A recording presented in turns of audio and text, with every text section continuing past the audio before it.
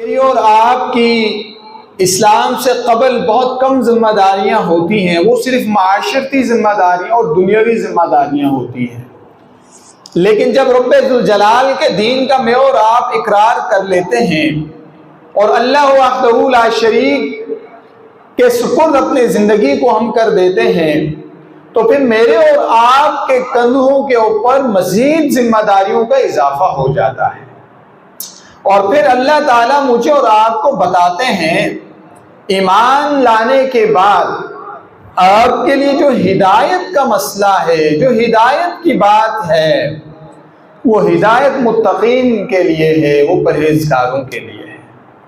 پھر ہم نے جو صفات اللہ کے بندوں کی، مومنین کی پڑھی تھی، وہ آپ کے سامنے ان آیات کا تذکرہ ہم نے بہت اچھے انداز سے کرنے کی کوشش کی۔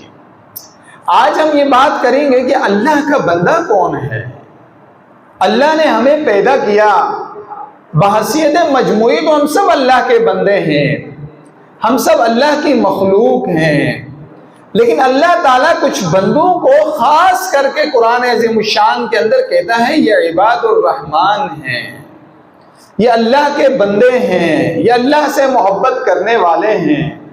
اور اللہ تعالیٰ مجھے اور آپ کو واضح بتا دیتے ہیں کہ دنیا کے اندر اگر آپ نے لوگوں کو پرکھنا ہے اور لوگوں کے اندر اگر آپ نے جج کرنا ہے کہ اللہ کا حقیقی بندہ کون ہے، تو آپ ان کے اندر ان صفات کو دیکھ لیجئے۔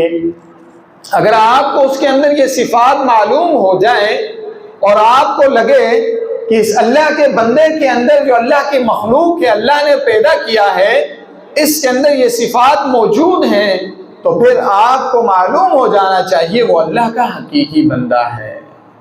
اور اللہ تعالیٰ مجھے اور آپ کو قرآن سے رہنمائی فرماتے ہیں، جیسا کہ مجھے اور آپ کو باہر نکلنے کے لیے یا کسی راستے پر چلنے کے لیے رہنمائی کی ضرورت پڑتی ہے کہ یہ راستہ دینے کو جاتا ہے اور وہ راستہ لاہور کو جاتا ہے، اور اب آپ نے دینے کے راستے کے اوپر جانا ہے تو آپ منزل کے اوپر پہنچیں گے۔ آپ لاہور کے راستے کے اوپر چل پڑیں گے تو آپ دینا نہیں پہنچیں گے، آپ لاہور ہی پہنچیں گے۔ تو اس لیے اللہ تعالیٰ مجھے اور آپ کو قرآن عظیم الشان کے اندر واضح ہدایات دے کر میری اور آپ کی رہنمائی فرما دیتے ہیں۔ اللہ تعالیٰ مجھے اور آپ کو مخلوق کا محتاج نہیں رکھتے۔ اگر مخلوق کا محتاج ہم ہوتے ہیں تو وہ ہم خود ہوتے ہیں، اپنی لا علمی سے ہوتے ہیں، قرآن سے دوری سے ہوتے ہیں۔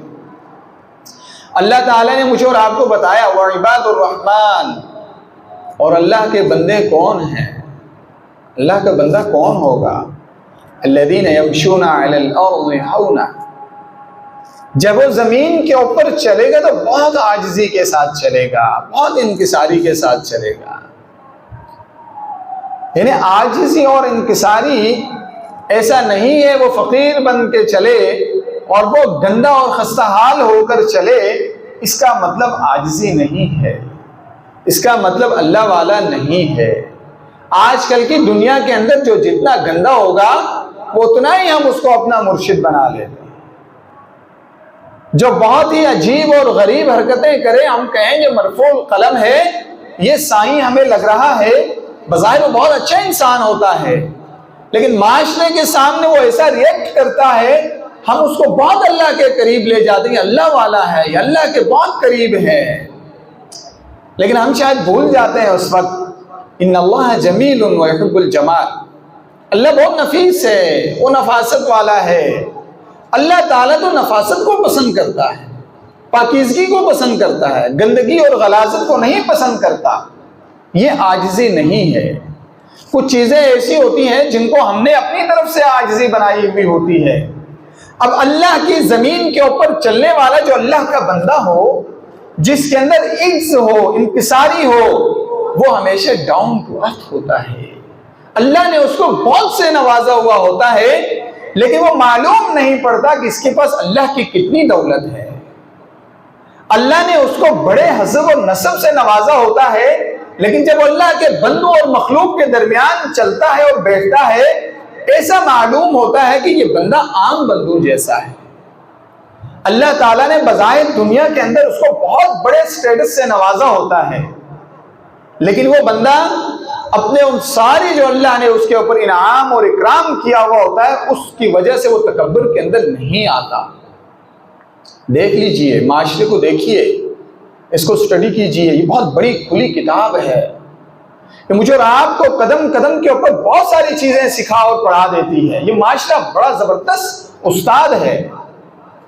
جس بندے کو اللہ تعالیٰ بسا اوقات مال سے نواز دیتے ہیں، اگر اس کے ساتھ اس کی تربیت نہ ہو، اس کے اندر اللہ کا خوف نہ ہو، وہ معاشرے کا سب سے بڑا فرعون بنتا ہے، وہ بڑا جابر بنتا ہے، وہ بڑا عجیب متکبر انسان ہو جاتا ہے۔ اور اگر اللہ تعالیٰ اس کو بہت زیادہ علم سے نواز دے، بسا اوقات اس کے اندر علمی غرور آ جاتا ہے اور وہ کسی دوسرے کو تسلیم کرنے کے لیے قبول ہی نہیں کرتا۔ اور اسی طرح اگر اللہ تعالیٰ اس کو کوئی بہت اچھا حسب و نسب دے دے، کوئی بہت بڑا خاندان لینڈ لارڈ خاندان سے نوازے، تو بسا اوقات اس سے اپنے خاندان کی یہ جو ہے نا عزت وہ اس سے حاصل نہیں ہوتی، اور وہ معاشرے کے اندر ایسا کرتا ہے کہ میں سب کو چیڑ پھاڑ کر دوں، اس معاشرے کے اندر رہنے کا تو میرا ہی حق ہے۔ اگر ان ساری چیزوں سے ایک انسان بچتا ہے اور ایک انسان ان سارے کاموں کے نعمتوں کو ہوتے ہوئے وہ عاجزی اختیار کرتا ہے، وہ اللہ کا خوف اپنے دل کے اندر رکھتا ہے، اس کا مطلب یہ ہے وہ اللہ کا بندہ ہے، یہ اس کی عاجزی ہے، یہ اس کی انکساری ہے۔ ایسا نہیں ہے کوئی میری طرح بالکل ہی فقیر ہو اور وہ مزید گندا ہو کے معاشرے کے سامنے جائے بالکل گندے پھٹے پرانے کپڑے کر کے اور کہے میں عاجز ہوں، ایسا نہیں ہے۔ اپنے آپ کو کبھی بھی اللہ کی جو نعمتیں اللہ نے دی ہے اس کی ناشکری نہیں کرنی چاہیے۔ مثال کے طور پر ہم بڑے لوگوں کو اگر دیکھتے ہیں یا کسی اور اس طرح عہدیدار کو، اس کے سامنے بڑے گڑ گڑا کر ہم چلتے ہیں، کیا مسئلہ ہے؟ بابا گڑ گڑاؤ اللہ کے سامنے، سربت سجود اللہ کے سامنے۔ آپ کو اللہ نے 2 ہاتھ دیے ہیں، 2 کان، 2 ناک، آنکھیں اور وجود آپ کو اللہ نے بخشا ہے، اس کے بعد آپ کو ان لوگوں کے سامنے کس چیز کا؟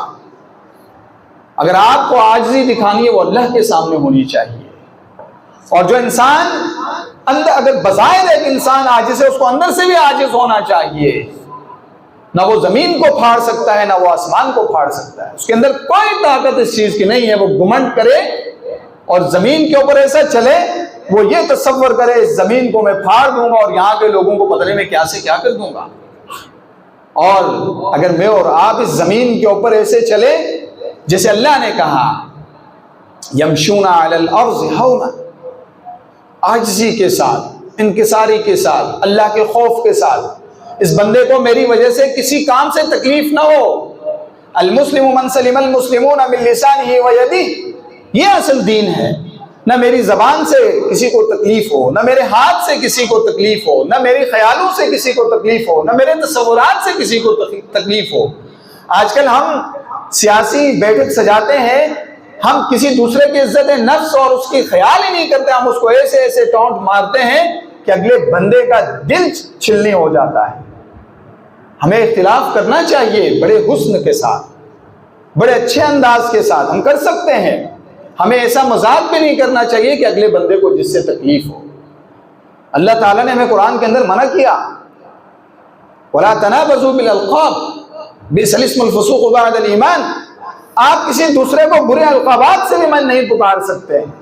اگر معاشرے کے اندر کسی کو ہم شیدہ کہتے ہیں، کسی کو میدہ کہتے ہیں، کسی کو کچھ اور کہتے ہیں، اگر اس بندے کو یہ نام نہیں پسند، اس کو تکلیف ہوتی ہے، تو اللہ تعالیٰ نے منع کیا آپ کو اس طرح کے نام نہیں لینے چاہیے۔ آپ کو اس طرح کے کسی غریب مسکین اور کسی کو اس طرح کے ناموں سے نہیں پکارنا چاہیے۔ اللہ تعالیٰ نے جب منع کیا تو ہم کون ہوتے ہیں اللہ کے حدود سے تجاوز کرنے والے؟ اور جس بندے کے اندر یہ چیزیں ہوں گے وہ اللہ کا بندہ ہے۔ آسان ہے نا، اللہ کے بندے کو پہچاننا کوئی بڑا مشکل کام تو نہیں ہے۔ جاؤ سورہ فرقان کی ان آیات کو پڑھو اور ایک بندے کو سکین کرو، اس کے اندر پتہ لگ جائے گا یہ اللہ کا بندہ ہے۔ حاجی صاحب حج کر کے تو آ گیا، لیکن اللہ کا بندہ اگر دیکھنا ہے تو اس کی آیات کے اندر دیکھ لو۔ ایک بہت بڑا مومن اور تقوی والا اگر آپ دیکھتے ہو، لیکن اللہ کا بندہ اگر حقیقی معنوں میں دیکھنا ہے ان آیات کو، اس کو سکین کر لو، پتہ چل جائے گا۔ بڑی زکوٰۃ اور صدقات دینے والا اگر بندہ ہے بظاہر، اگر آپ دیکھتے ہو کہ اللہ کا بندہ اگر یہ ہے تو ان آیات کے اندر اس کو پرکھو تو پتہ چل جائے گا اللہ کا بندہ ہے یا اپنے دکھاوے کے لیے سارا کام کر رہا ہے۔ آگے کیا کہتے ہیں اللہ تعالیٰ؟ وَإِذَا خَاطَبَهُمُ الْجَاهِلُونَ قَالُوا سَلَامًا۔ معاشرے کے اندر، آج کے معاشرے کے اندر اگر اس کو ہم دیکھیں، ہم اس کو کہہ بھی سکتے ہیں پڑھے لکھے جہلا، پڑھے لکھے جہلا، یعنی ہم لوگوں کے درمیان بیٹھ کے اس قدر تنقید اور اس قدر بحث و مباحثہ کرتے ہیں جس کا کوئی لب لباب نہیں ہوتا، جس کا کوئی نتیجہ نہیں ہوتا، اور بے نتیجہ لا یعنی گفتگو ہم کر رہے ہوتے ہیں۔ ہم یہ سمجھتے ہیں شاہد کہ جاہل وہ ہوا جو 4 اسکول کی جماعتیں نہ پڑھ سکا، جاہل وہ ہوا جو خاکروب ہوا، یا جاہل وہ ہوا جو معاشرے کے علم بالکل نچلی سطح کا کوئی فرد ہے، وہ جاہل نہیں ہے۔ یہاں تعلیم یہ نہیں ہے ڈگریوں کی بات ہو رہی ہے، یہاں ادب اور آداب کی بات ہو رہی ہے، طرز تکلم اور طرز گفتگو کی بات ہو رہی ہے، کہ اگر ایک بندے کو کسی کو پکارنے کا، کسی کو بلانے کا وہ ڈھنگ اور سلیقہ نہیں ہے، وہ جاہل ہے، بھلے وہ پرائم منسٹر ہے، بھلے وہ بادشاہ ہے، بھلے وہ ایم ایل اے اور ایم این اے ہے، بھلے وہ جاگیردار اور وڈیرا ہے، اگر اس کو بولنے کا سلیقہ اور انسانوں کے ساتھ گفتگو کرنے کا طریقہ نہیں ہے تو وہ جاہل ہے۔ اس کی بنسبت اگر ایک خاکروب ہے، ایک مالش کرنے والا، ایک پالش کرنے والا انسان ہے، اس کو اللہ تعالیٰ نے یہ صلاحیت دی ہے، وہ بہت اچھے تکلم، بہت اچھی گفتگو، انسانوں کے ساتھ بہت آداب کے ساتھ پیش آتا ہے، وہ جاہل نہ ہوا۔ بظاہر تو مجھے اور آپ کو وہ جاہل لگے گا، اس کے پاس ڈگری نہیں ہے، لیکن وہ اللہ کے سامنے جاہل نہیں ہے۔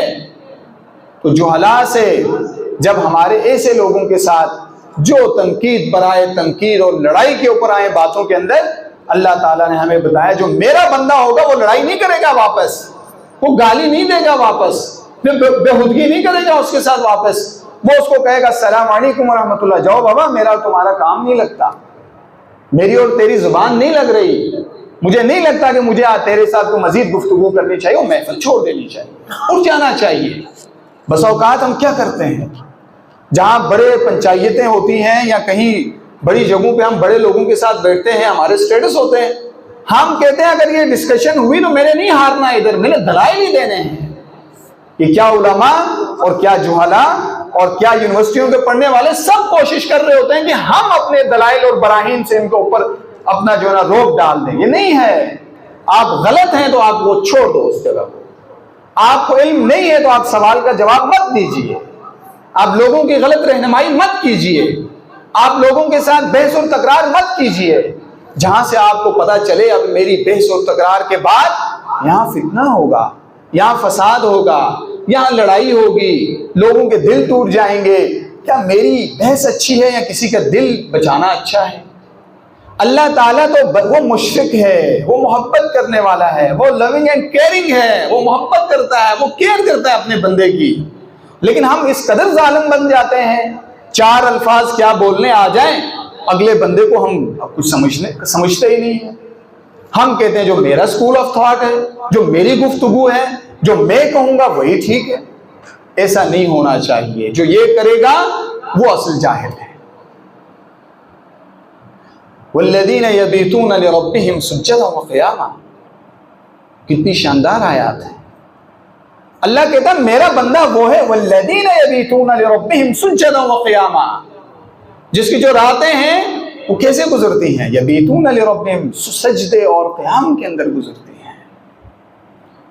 اب اگر ہم دیکھیں ہمارے سجدے اور قیام بسا اوقات بہت لمبے ہوتے ہیں، بہت طویل ہوتے ہیں، لیکن بے اثر ہوتے ہیں۔